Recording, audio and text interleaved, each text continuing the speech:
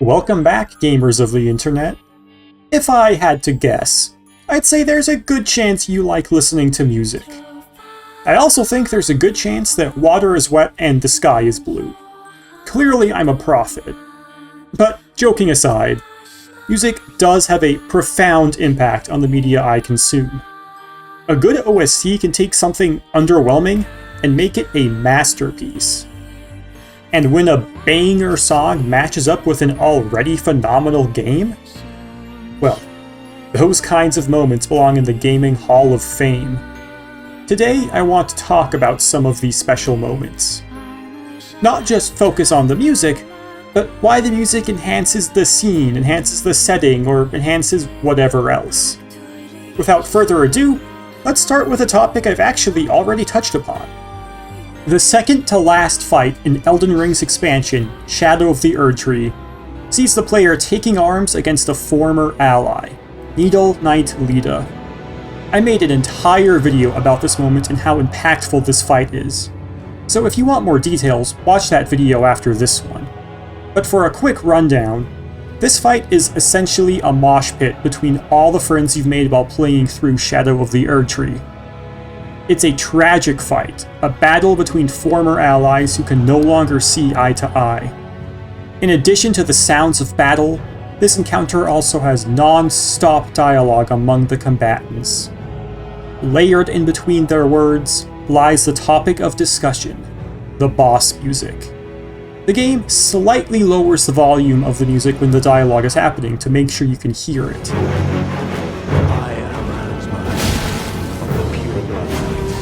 But after they're done talking, the music is then raised right back up to 11.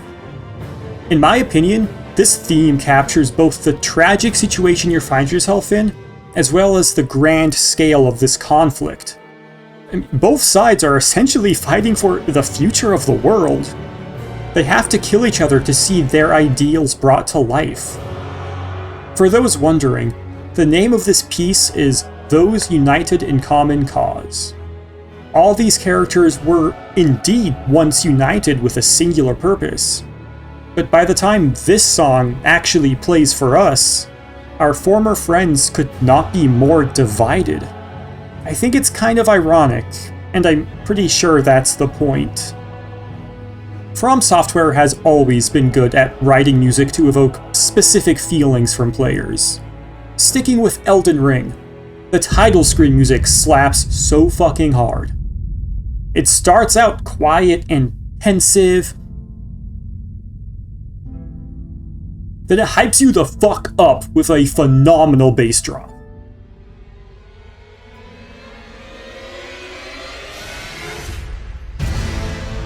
The melody, the instruments, bro, those drums?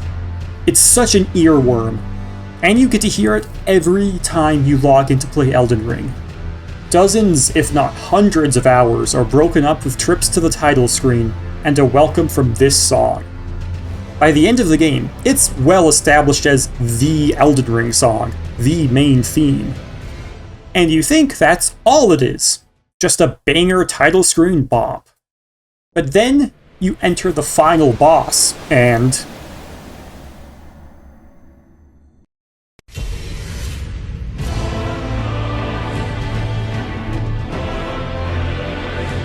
holy shit.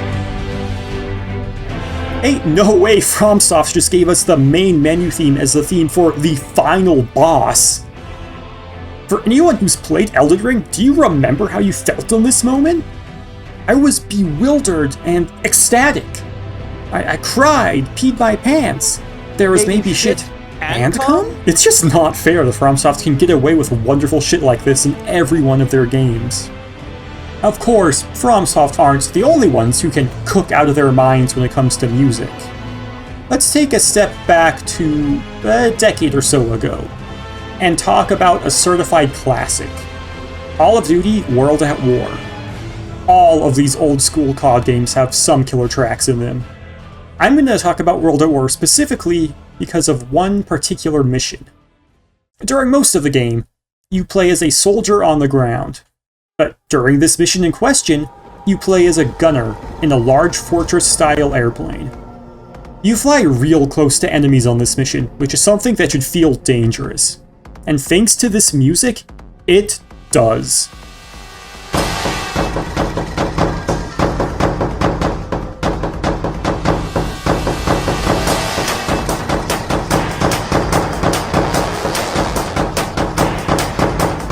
It's your job to take out PT boats and other war vessels. These boats are heavily armed with flak cannons and other anti-air weapons. The track for this level is bombastic and angry. It uses these tribal drums to simulate the feeling of being shot at with the aforementioned flak cannons. You can even hear boat sirens in the background that sync up perfectly with the beat. This song really simulates the feeling of being surrounded by loud as fuck enemy fire. But it's not just noise, it's a phenomenal song in its own right. In addition to the drums, it's got kind of an electronic vibe going on. I mean, this whole level is a phenomenal marriage of gameplay and music. But it's also pretty old. We've made impressive progress in combining these two aspects of game design since 2008. Progress that I think is best shown in Devil May Cry 5. For those who don't know, DMC is a spectacle fighter. You have a long list of moves and combos you need to use to build up a style meter. Using the same moves over and over doesn't look very impressive, so your style meter won't build if you just spam attacks. What does building your style meter do? Well, in previous games it didn't really do anything. It let you know if you were playing the game correctly and playing it effectively, but apart from that, it was just bragging rights, a high score. The series has always had great music, but it's always been just that, music. It's something awesome to listen to while slaying your foes and building up your style. In Devil May Cry 5, things changed. The style meter now affects the music. As you move from D rank to SSS rank, the song progresses.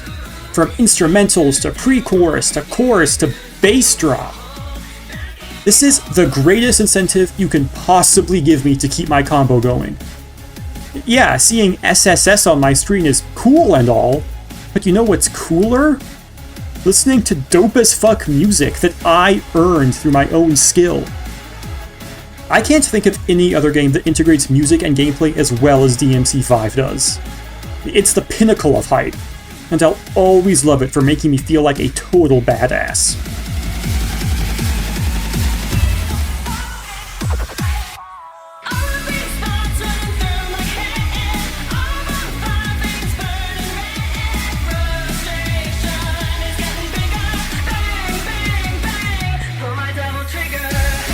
So far, I've only talked about upbeat, combat-type music. However, to be honest, moments that include music like this aren't the moments that have the most impact on me. The moments that resonate with me the most are somber moments.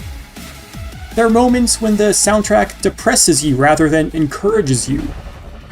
Now, when it comes to video games specifically, there's not too many of these to go around, but I can think of at least two that are worth bringing up. Let's dive back into Call of Duty's world. Instead of talking about World at War, this time I'd like to talk about the game's follow-up, Modern Warfare 2. The story of this game is fucking wild. What you need to know for this video is that it starts out with a plot to frame the United States for a terrorist attack on a Russian airport. The intent behind this is to ignite a war between Russia and the US. Even though all logic should dictate otherwise, this somehow works. War begins. Only a small group of Special Forces agents know the truth. One of them is a high-ranking officer, General Shepard. With his help, our characters track down a safe house containing data that will prove America had nothing to do with the airport attack. We only barely make it out. Enemy forces are breathing down our necks. But at the 11th hour, who should come to our rescue? Why, it's General Shepard, here to personally secure the data and ensure that the enemies don't kill us. No!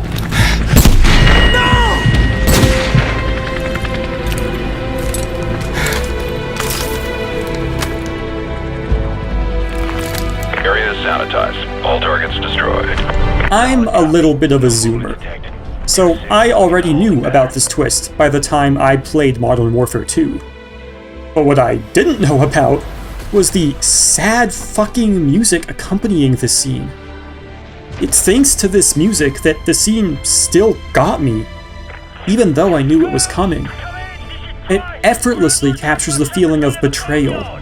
We trusted Shepard, he was our ally, an invaluable asset. And it turns out he was evil the whole time. Forget top 10 anime betrayals, this shit cuts way deeper. I can't imagine this moment having half the impact it does without this music. The crazy thing is, at the end of the day, this isn't the saddest shooter I've played. Hell, it's not even the saddest shooter of the era. For me, that accolade can't possibly go to any game other than Halo Reach. This game is chock full of sad moments joined by even sadder music. Maybe you're expecting me to talk about Cat's death, Emil's act of death defiance, or Noble Six's final stand. Honestly, I could talk about any number of deaths and defeats in this game. But I'm gonna cover a much more subtle moment instead. The opening cutscene for the mission New Alexandria. For the entire game, things have only been getting worse and worse. Reach, one of the most populous and well-guarded planets controlled by humanity, has been discovered by the Covenant, an alliance of aliens hell-bent on crushing us. We strike hard against their invasion, only for them to retaliate with double the strength.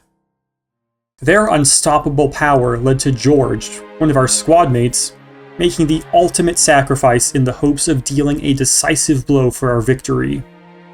But once again, the Covenant regroup and strike back even harder than before. By the time New Alexandria starts, humanity is at the breaking point. The cutscene opens with Noble Six alone in his transport. Ashes of a once great city all around. Not even pouring rain can smother the flames. The war is all but decided. All we can do now is evacuate the civilians. This piece of music is a tribute to accepting the inevitable, realizing that despite our best efforts, we're all going to die anyway. You want to know if we're losing? I know we're losing. I want to know if we've lost. You could argue that Halo Reach's all is lost moment comes at the end of this mission, with Cat's death. But I think it really starts here. This is the beginning of, well, things getting really bad for us. Emotions as powerful as excitement and sadness are plenty resonant on their own. But when these emotions are combined, synthesized, into one overwhelming feeling, well, music and moments that can do that are naturally the ones that stick with us the most. For my final topic today, I'd like to talk about Hollow Knight. Anyone who's played Hollow Knight knows just how special this game is.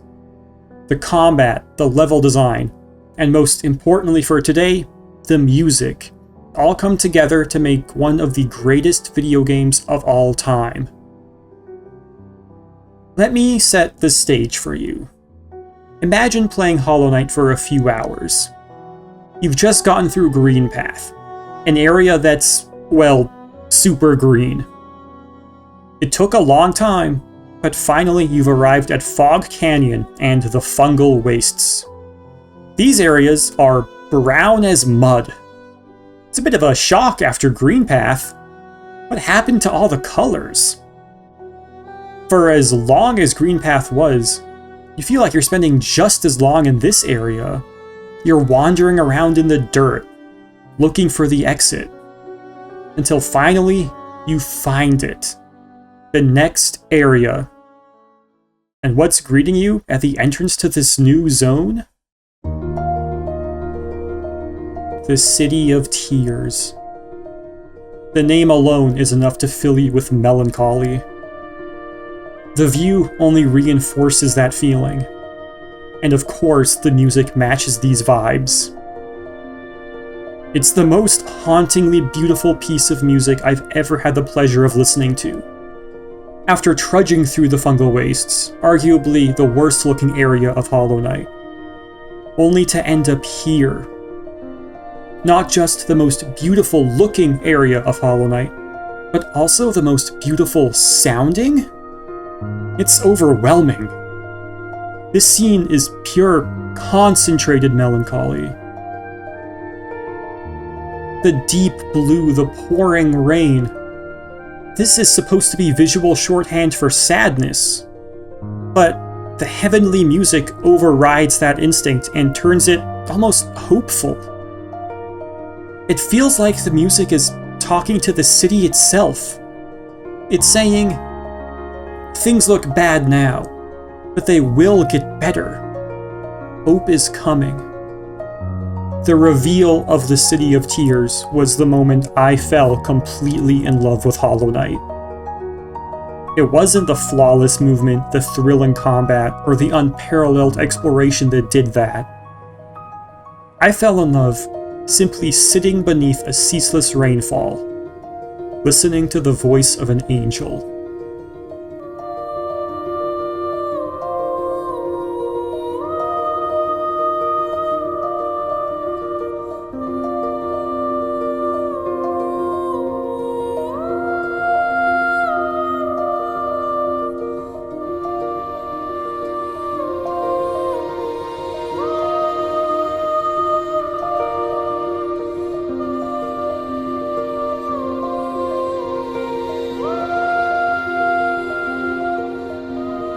So, those are some musical moments from video games I wanted to talk about.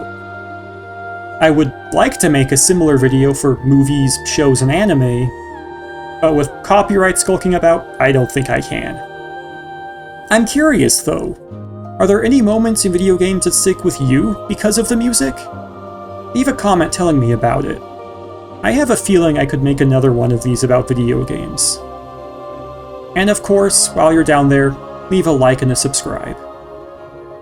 Thank you so much for watching. Have a wonderful day, everyone.